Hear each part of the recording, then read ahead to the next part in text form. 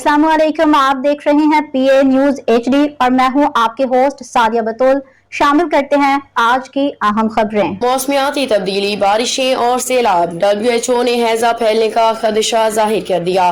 मौसमियाती तब्दीली, बारिशों और सैलाब के बाद पानी खड़ा रहने के मामला पे सेहत के आलमी तंजीम ने हैजा फैलने के खतरात की घंटी बजा दी। पाकिस्तान और WHO का कौमी हैजा कंट्रोल प्लान 2025 पे अमल दरामद शुरू कर दिया गया।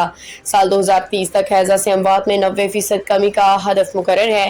रिपोर्ट के मुताबिक गुज़िश्ता 3.5 साल में पाकिस्तान में 4 लाख अफराद हैजा का शिकार हुए। रिपोर्ट में मजीद बताया गया कि साल 2022 के सैलाबों से 3,70,000 से ज्यादा मुश्तबा हैजा केसेस रिपोर्ट हुए। साल 2023 से 2025 तक पाकिस्तान में 21,000 से ज्यादा मुश्तबा 250 तस्दीक शुदा केसेस रिपोर्ट हुए। ये मनसूबा मौसमियाती तब्दीलियों के बायस फैलने वाली वबाओं से बचाव में मदद देगा। न्यूज स्टूडियो से अब तक के लिए इतना ही। मजीद खबरों और अपडेट्स के लिए देखते रहिए PA न्यूज HD।